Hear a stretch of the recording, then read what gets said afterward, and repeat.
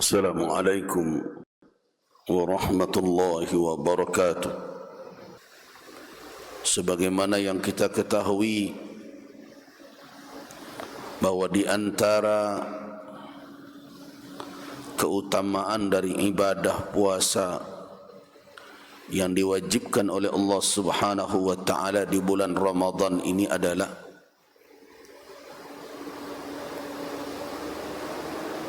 orang yang melakukannya dijanjikan oleh Allah akan mendapatkan ketakwaan sebagaimana dalam ayat 183 surat Al-Baqarah tersebut. A'udzu billahi minasy syaithanir rajim. Ya ayyuhalladzina amanu kutiba alaikumus shiyam kama kutiba alal ladzina min qablikum la'allakum tattaqun. Nah, pada ayat 133 dari surah Ali Imran di sini disebutkan bahwa orang-orang yang bertakwa itu berhak mendapatkan surga. Arduha, luasnya adalah as-samawat wal ardh, seluas langit dan bumi. Untuk siapa disediakan itu? Kata Allah, u'iddat lil muttaqin. Dan salah satu jalan untuk menjadi seorang yang bertakwa adalah melakukan siyam, puasa dengan iman di bulan Ramadan ini. Apa sebenarnya takwa itu? Kalau kita merujuk kepada hadis Nabi sallallahu alaihi wasallam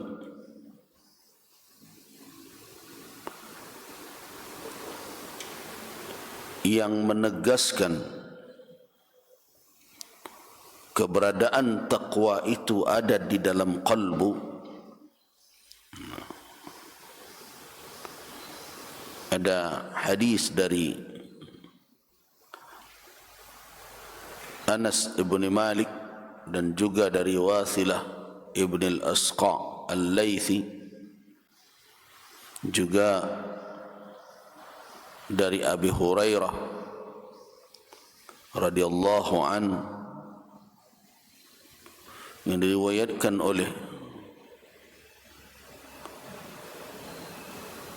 para imam hadis, di antaranya adalah Al-Imam Muslim, Al-Imam At-Tirmidzi dan Al-Imam Ahmad Ibn Hanbal dan juga Al-Imam Bazzar. Ada hadis yang bunyinya al-muslimu akhul muslim la yakhunuhu wa la yakdhibuh wa la yakhdhuluhu kullul muslimi 'alal muslim haramun 'irduhu wa maluhu wa damuhu at-taqwa hahuna wa hasab imri'in min asy-syarri an yahtakhira akhahu al-muslima. Nah, seorang muslim itu adalah saudara muslim yang lainnya, tidak mengkhianatinya dan tidak melecehkannya. Setiap muslim atas muslim yang lain haram kehormatannya, hartanya dan darahnya. At-taqwa hahuna, takwa itu di sini. Nah, makna di sini itu dalam riwayat lain Rasulullah sallallahu alaihi wasallam asyara, menunjukkan biyadihi dengan tangan beliau ke mana? Ila sadri, ke dada beliau. At-taqwa hahuna, takwa itu di sini. Nah, kalau kita berangkat dari hadis itu untuk memahami takwa, maka dapat kita katakan bahawa takwa itu hakikatnya adalah sesuatu yang bersifat abstrak, yang tidak tampak karena dia ada di dalam dada. Ada 3 landasan di dalam kalbu manusia tempat berdirinya takwa itu. Pertama iman, yang kedua ilmu, yang ketiga khasyah. Orang tidak beriman tidak mungkin bertakwa. Orang yang tidak ada ilmu tidak mungkin bertakwa. Orang yang tidak ada rasa takut tidak akan bertakwa. Nah, itulah yang membentuk nanti allati tukawwinu lil insani, yang membentuk untuk manusia itu apa? Duf'ah, dorongan lit ta'ah, untuk taat. Ini takwa itu mendorong orang untuk taat. Itu yang nanti dikatakan oleh Allah, takwa itu membuat orang bagaimana? ينفقون في السراء والضراء والكاظمين الغيظ والعافين عن الناس. Di takwa itu mendorong semua itu sehingga wujud dia di dalam sikap,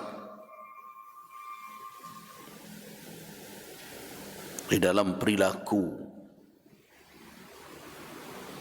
dan tidak hanya mendorong berbuat kebaikan, tapi juga membentuk apa? Wiqayatan, benteng, pelindung.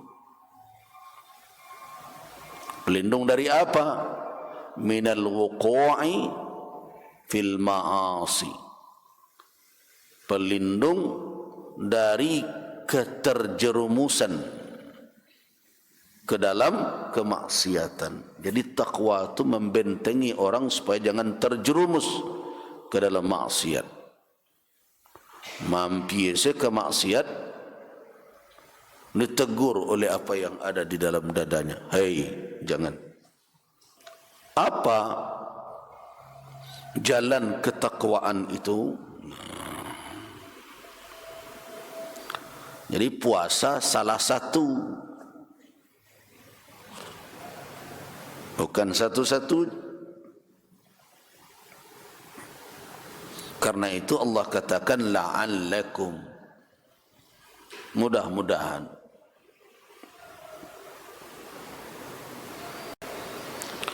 Di dalam Al-Quran ada beberapa ayat yang di ujungnya ada kalimat la'allakum tattaqun dan la'allakum yattaqun. Itu ada 7 dalam surat Taha, dalam surat Al-Baqarah ayat 21, dalam surat Al-Baqarah ayat 63, dalam surat Al-A'raf ayat 171, Baqarah 179, Al-Baqarah 183, dan Al-An'am ayat 153. Di situ Allah Subhanahu wa taala menutup firman dengan la'allakum tattaqun. La'allakum tattaqun, gitu. Nah, jadi ada janji Allah untuk orang yang menempuh apa yang ditunjukkannya akan mendapatkan ketakwaan. Nah, ada 6. Saya sebut itu 6 jalan ketakwaan. Yang pertama at-tamassuk bil kitabillah, berpegang teguh dengan kitab Allah. Yang kedua al-ibadah, menjalankan ibadah lil khaliq, kepada pencipta.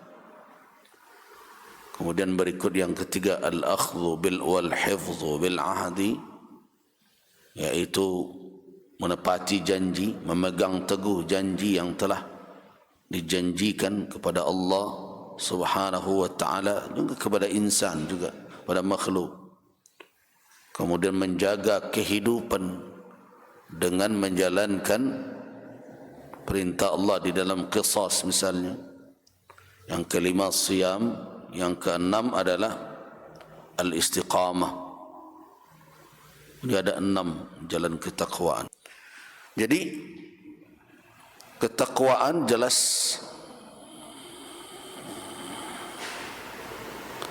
merupakan al-quwwah al-qalbiyah, adalah kekuatan qalbu yang lahir dari iman, ilmu dan khasyah. Nah, itulah yang mendorong manusia untuk taat kepada Allah.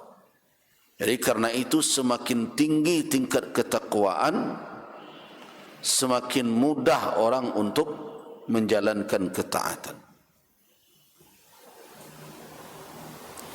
Semakin menurun tingkat ketakwaan, semakin enggan orang untuk taat dan semakin mudah terjerumus ke dalam kemaksiatan. Kenapa? Karena dia kehilangan benteng di dalam hidupnya.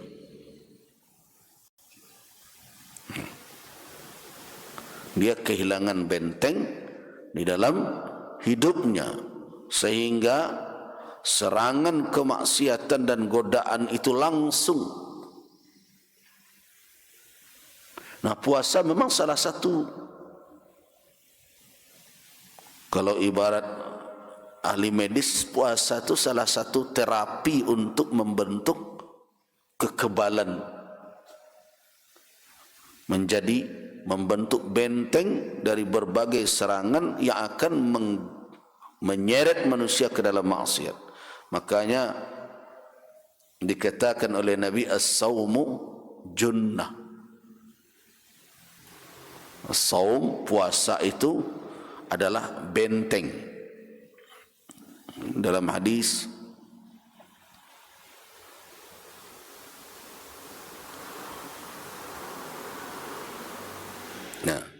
as-sawmu junnah.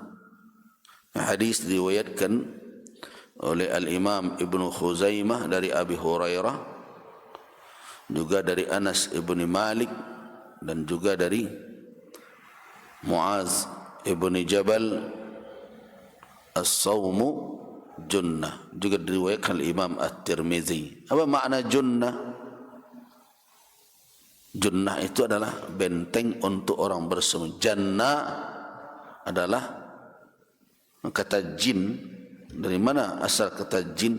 Karena jin itu yang terbenteng dari penglihatan orang. Dia bisa bersembunyi atau tidak terjangkau oleh penglihatan manusia, itu makanya jin. Dari situ juga kata janin. Janin yang di rahim ibu. Kenapa dia janin? Karena dia dibentengi, dia dilindungi. Nah, kenapa puasa dikatakan junnah?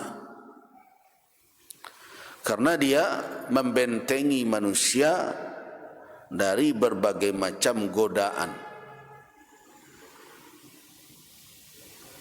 Syahwatnya dia kendalikan di dalam berpuasa.